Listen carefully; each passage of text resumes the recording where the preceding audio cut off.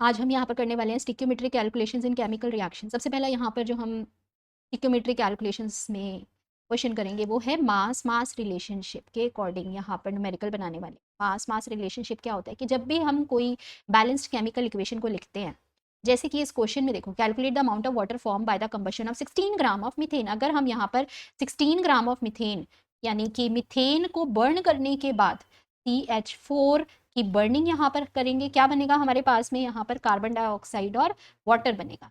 ठीक है, मीथेन की बर्निंग के बाद क्या बनेगा, कार्बन डाइऑक्साइड और वाटर बनेगा। अब यहाँ पर हमने इसको बैलेंस किया इक्वेशन को, ये यहाँ पर हमारे पास में 2 मोल्स ऑफ वाटर है। ठीक है, 4 हाइड्रोजन इधर है, 2 से मल्टीप्लाई कर देते हैं यहाँ पर, और ऑक्सीजन को भी हमने यहाँ पर मल्टीप्लाई करके 2 से बैलेंस करा। अब यहाँ पर जो मोलर कॉफिशिएंट हमारे पास में आ रहे हैं, ये देखो, ये मोलर कॉफिशिएंट की वैल्यूज जो होती है यही यहाँ पर स्टिक्योमेट्री कहलाती है एक बैलेंस्ड केमिकल इक्वेशन के लिए। ठीक है, तो हमने यहाँ पर बोला कि भाई हमारे पास में 1 मोल मीथेन, जब हम यहाँ पर 1 मोल ऑफ मीथेन की बर्निंग करते हैं, ठीक है, तो वाटर हमारे पास में कितना प्रोड्यूस होता है, मोल्स के अंदर तो 2 मोल्स है, लेकिन हमने यहाँ पर वाटर को मास में कैलकुलेट करना है, तो हम यहाँ पर मोल्स को मास में कैलकुलेट कर देंगे। ठीक है, कन्वर्ट कर देंगे, तो हमने यहाँ 1 मोल ऑफ मीथेन जो है उसके नंबर ऑफ ग्राम्स बना लिए।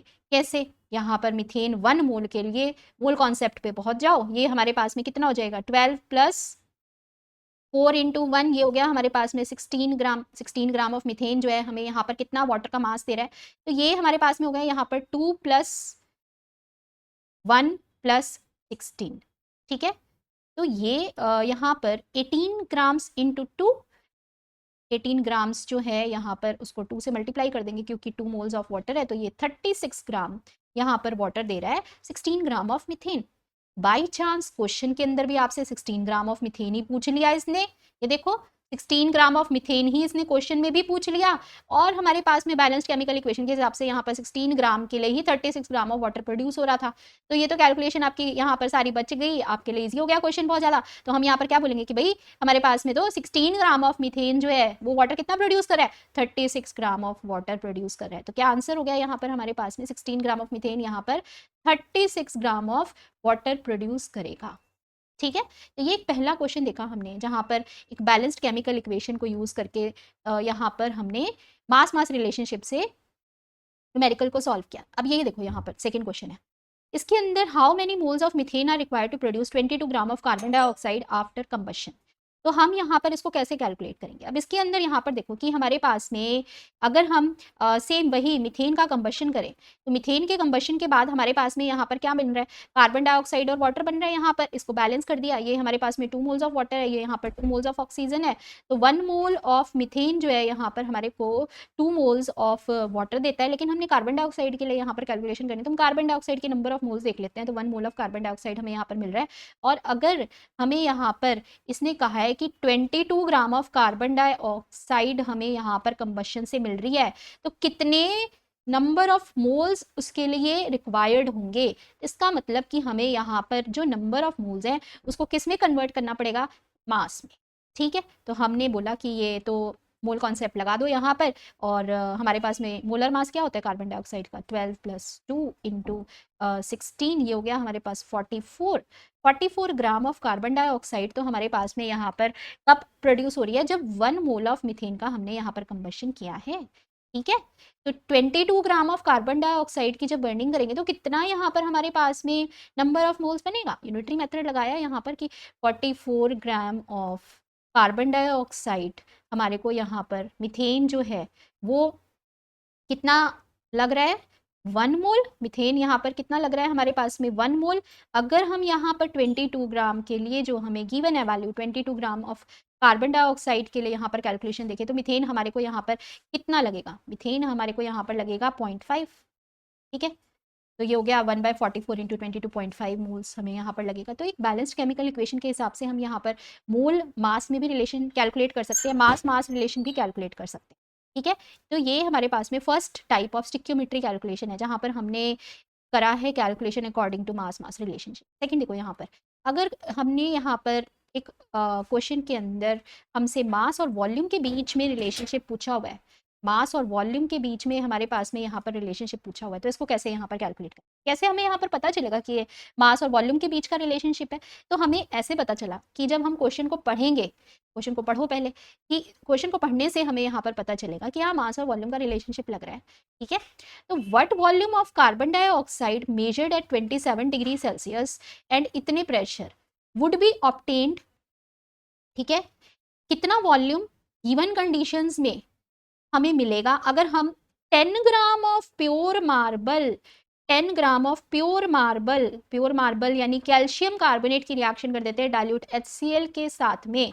तो यहाँ पर हमारे को क्या मिलता है, देखो कैल्शियम का सॉल्ट है, HCl के साथ रिएक्शन करोगे यहाँ पर ये कैल्शियम क्लोराइड बनाएगा, वाटर बनाएगा और कार्बन डाइऑक्साइड बनाएगा। ये हम जाके पढ़ के आए थे क्लास 10 में, ठीक है। तो अब हमारे पास में यहाँ पर ये रिएक्शन के हिसाब से अगर हम इसकी बैलेंसिंग कर दें तो यहाँ पर वाटर का ये 2 है तो हमने इसको 2 से मल्टीप्लाई कर दिया। अब ये बैलेंस्ड केमिकल इक्वेशन होगी। बैलेंस्ड केमिकल इक्वेशन के हिसाब से हमें यहाँ पर क्या चीज़ पता चली कि देखो यहाँ पर कैल्शियम कार्बोनेट का मास कैलकुलेट करो, ठीक है, 100 ग्राम आ रहा है, ठीक है, 100 ग्राम आ रहा है ये। अब 100 ग्राम ऑफ कैल्शियम कार्बोनेट तो हमें यहाँ पर कार्बन डाइऑक्साइड कितना देता है, क्योंकि हमारे पास में यहाँ पर इसने पूछा भी वॉल्यूम के अंदर है कार्बन डाइऑक्साइड का, जो भी क्वांटिटी हमें यहाँ पर कैलकुलेट करनी है वो वॉल्यूम में कैलकुलेट करनी है, ठीक है। तो यहाँ पर what volume of carbon dioxide is required, तो हमें यहाँ पर भी कार्बन डाइऑक्साइड का जो वॉल्यूम है वो किस में देखना पड़ेगा, इसको भी हम यहाँ पर वॉल्यूम के अंदर देखेंगे। यानी कि यहाँ पर हम क्या लगाएंगे, अगर मोलर मास एक रिएक्टेंट का हमें कितना वॉल्यूम देता है एसटीपी पर 22.4 लीटर एट एसटीपी, या फिर हम ml के अंदर बोल दें या सेंटीमीटर क्यूब के अंदर बोल दें तो ये 22400 सेंटीमीटर क्यूब एट एसटीपी हो जाएगा। क्यों करा हमने ऐसा, मोलर नंबर ऑफ मोल्स हमने यहाँ पर एक बैलेंस्ड केमिकल इक्वेशन के हिसाब से, बैलेंस्ड केमिकल इक्वेशन के हिसाब से जो नंबर ऑफ मोल है यहाँ पर हमारे पास में वो एक number of mole, 1 number of mole इसके मोलर मास के बराबर होता है, ये हमने पढ़ा हुआ है, ठीक है। मोल कॉन्सेप्ट पे पहुंचे, 1 मोल मोलर मास के बराबर होता है। और मोलर मास अगर कोई गैस हमारे पास में प्रेजेंट है एसटीपी पर उसके वॉल्यूम के बराबर भी होता है। तो ये 22400 सेंटीमीटर क्यूब एट एसटीपी हो गया, इतने ml एट एसटीपी हो गया, ठीक है। तो हमने यहाँ पर बोला कि हमारे पास में 100 ग्राम तो इतना centimetre cube of carbon dioxide दे रहा है, तो 10 ग्राम के लिए यहाँ पर कितना वॉल्यूम कार्बन डाइऑक्साइड का इवॉल्व होगा। बस ये हो गया हमारे पास में पहला इसका स्टेप जो हम यहाँ पर कैलकुलेट करेंगे। तो हमने बोला यहाँ पर कि 100 ग्राम ऑफ CaCO3 तो हमें यहाँ पर देता है 22400 centimetre cube of carbon dioxide, जो कि एसटीपी पर वैल्यू है। 10 ग्राम हमें कितना देगा, 10 ग्राम ऑफ कैल्शियम कार्बोनेट हमें कितना देगा, ऑपरेटरी मेथड लगाया है बस। यहाँ पर ये हो गया हमारे पास में यहाँ पर 22400 डिवाइडेड बाय 100 इंटू 10, ठीक है। तो ये हमारे पास में 2240 सेंटीमीटर क्यूब जो है यहाँ पर इसकी वैल्यू आ रही है। Centimetre cube 1 centimetre cube 1 ml के बराबर होता है, तो यानी कि 2240 सेंटीमीटर क्यूब या 2240 ml, हम दोनों ही यहाँ पर चीज़ें बोल सकते हैं कि इतना वॉल्यूम हमारे को मिल रहा है अगर हम 10 ग्राम ऑफ प्योर मार्बल की यहाँ पर रिएक्शन करते हैं HCl के साथ में, ठीक है। अब लेकिन हमसे पूछा कब था, ये हमें volume of carbon dioxide calculate कब करना था, ये गिवन कंडीशंस में कैलकुलेट करना था। ये जो हमारे पास में यहाँ पर गिवन कंडीशन है भाई, हमने यहाँ पर जो गिवन कंडीशंस क्वेश्चंस में दे रखी है उसके हिसाब से कैलकुलेशन करनी है। वॉल्यूम ऑफ कार्बन डाइऑक्साइड वहाँ पर गिवन कंडीशंस के हिसाब से निकालना है, ये हमने एसटीपी के हिसाब से निकाला हुआ है, गिवन कंडीशन के हिसाब से निकालना पड़ेगा यहाँ पर, ठीक है। तो हमने यहाँ पर गैसियस लॉ लगाना है, ठीक है, आइडियल गैस इक्वेशन लगाएंगे। यहाँ पर क्या होती है, वो होती है हमारे पास में यहाँ पर P1 V1 बाय T1, ठीक है, is equal to P2 V2 bye T2, ठीक है। अब यहाँ पर हमें गैस इक्वेशन हमने ये लगा दी और इसके अंदर वैल्यूज को पुट करेंगे कि हमारे पास में जो वॉल्यूम ऑफ कार्बन डाइऑक्साइड है यानी कि V2 की वैल्यू तो हमें यहाँ पर कैलकुलेट करनी है। V2 की वैल्यू तो हमें कैलकुलेट करनी है कितने प्रेशर पर ये हमारे पास में यहाँ पर प्रेशर कितना हो जाएगा, P2 की वैल्यू हमारे पास में कितनी हो जाएगी। देखो अब यहाँ पर थोड़ा सा क्वेश्चन के अंदर, क्योंकि यहाँ पर इसने एक्वस टेंशन दे रखा है 27 डिग्री सेल्सियस पे 26.7 mm। एक्वस टेंशन से यहाँ पर हमारे पास में जो वैल्यू है, ये जितना हमारे को प्रेशर 746.7 mm ऑफ प्रेशर दे रखा है, उसमें से ये वैल्यू को माइनस करना पड़ेगा। ठीक है, एक्वस टेंशन की वैल्यू हमारे पास में यहाँ पर माइनस करने के बाद P2 की वैल्यू आएगी। तो हमने यहाँ पर बोला कि जो P2 की वैल्यू है वो तो हमारे पास में यहाँ पर एक्वस टेंशन माइनस कर दो, यहाँ पर 746.7 में से हमने यहाँ पर माइनस करी 26.7 वैल्यू। कितना हो रहा है यहाँ पर प्रेशर, ये 720 mm ऑफ मर्करी हो रहा है। 720 तो आ गया हमारे पास में यहाँ पर P2 की वैल्यू। ठीक है, V2 की वैल्यू हमें यहाँ पर कैलकुलेट करनी थी, और T2 की वैल्यू जो है वो केल्विन में कन्वर्ट करेंगे, जो हमें यहाँ पर यूनिट्स लेनी है उसके हिसाब से। तो हमने यहाँ पर जो 27 डिग्री सेल्सियस की वैल्यू दे रखी है उसको 273 ऐड करके यहाँ पर 300 केल्विन में कन्वर्ट कर लिया। अब ये 300 की वैल्यू जो है यहाँ पर रखो, ये हो गई हमारे पास में वैल्यू। ठीक है, इज इक्वल टू P1 की वैल्यू कितनी है हमारे पास में। अब ये P1, V1 और T1 जो है ये हमारे पास में सारी वैल्यूज STP पर है। ठीक है, तो इसका मतलब है हमारे पास में यहाँ पर P1 की वैल्यू जो है STP पर कितनी आ रही थी, कितनी आ रही थी ये हमारे पास में P1 की वैल्यू STP पर हमारे पास में 760 प्रेशर हम मान के लेके चलते हैं। ठीक है, और वॉल्यूम हमारे पास में हम कैलकुलेट करके आए हैं STP पर 2240 सेंटीमीटर क्यूब। तो हमने ये वाला वॉल्यूम ले लिया, ये हमने वॉल्यूम यहाँ पर रख दिया 22400। ठीक है, 2240 सेंटीमीटर क्यूब डिवाइडेड बाय यहाँ पर हमारे पास में जो टेम्परेचर है, टेम्परेचर हमें यहाँ पर केल्विन में कन्वर्ट करना होगा। STP पर हमारे पास में टेम्परेचर कितना होता है, 273 केल्विन होता है। ठीक है, तो ये हमारे पास में जो यहाँ पर हमने वैल्यूज पुट की हैं गैस इक्वेशन के अंदर, इसके हिसाब से हम यहाँ पर V2 की वैल्यू को कैलकुलेट कर लेंगे। समझ में आया। यहाँ पर P1, V1 और T1 जो सारी वैल्यूज हैं वो हमारे पास में STP पर है। STP पर standard temperature and pressure, standard pressure 760 mm लेंगे। सारी यूनिट्स हमें बराबर रखनी है, क्योंकि यहाँ पर mm था तो 760 mm ही लेंगे हम यहाँ पर प्रेशर आइडियल कंडीशंस के अंदर। वॉल्यूम जो है हमारे पास में यहाँ पर आइडियल कंडीशन के अंदर कैलकुलेट करके आए हैं 2240 सेंटीमीटर क्यूब, और टेम्परेचर हमारे पास स्टैंडर्ड टेम्परेचर 273 केल्विन होता है। इनको हमने आपस में इक्वेट करके यहाँ पर V2 की वैल्यू को फाइंड आउट करा। तो V2 की वैल्यू हमारे पास में कितनी निकल के आई, यहाँ पर V2 की वैल्यू आ रही है हमारे पास में यहाँ पर 2598.3। ठीक है, ये वैल्यू जो आएगी वो किस में आएगी, सेंटीमीटर क्यूब के अंदर आएगी भाई, क्योंकि हमारे पास में यहाँ पर हमने जो यहाँ पर ये 2240 लिया था वो सेंटीमीटर क्यूब के अंदर था। तो V2 की वैल्यू भी हमारे पास में किस में आएगी, यहाँ पर सेंटीमीटर क्यूब के अंदर ही आएगी। समझ गए। तो हमने यूनिट्स को हमेशा बराबर रखना है यहाँ पर। तो वॉल्यूम ऑफ कार्बन डाइऑक्साइड हमारे पास में यहाँ पर कितना निकल के आया, 2240 सेंटीमीटर क्यूब। अगर हम यहाँ पर ml में वैल्यू रख रहे हैं तो V2 की वैल्यू आ रही है 2598.3 सेंटीमीटर क्यूब। ठीक है, ये था हमारे पास में क्वेश्चन जहां पर हमने मास और वॉल्यूम का रिलेशनशिप आपस में कंपेयर करा। अब यहाँ पर देखो हमारे पास में ये नेक्स्ट क्वेश्चन है कि ये क्वेश्चन जो है यहाँ पर थर्ड टाइप वॉल्यूम रिलेशनशिप को आपस में कंपेयर करने के लिए यूज किया जाता है कि what volume of oxygen at STP is required to affect complete combustion of 200 centimetre cube of acetylene. बोलो यहाँ पर हमारे पास में अगर हमने 200 सेंटीमीटर क्यूब ऑफ एसिटाइलिन की बर्निंग की है, ठीक है, यानी कि अगर एक बैलेंस्ड केमिकल इक्वेशन हम यहाँ पर लिखे, एसिटाइलिन का फॉर्मूला क्या है, C2H2, इसकी बर्निंग कर दो ऑक्सीजन के साथ में, यहाँ पर हमारे पास में कार्बन डाइऑक्साइड मिलेगा और क्या मिलेगा, वाटर मिलेगा।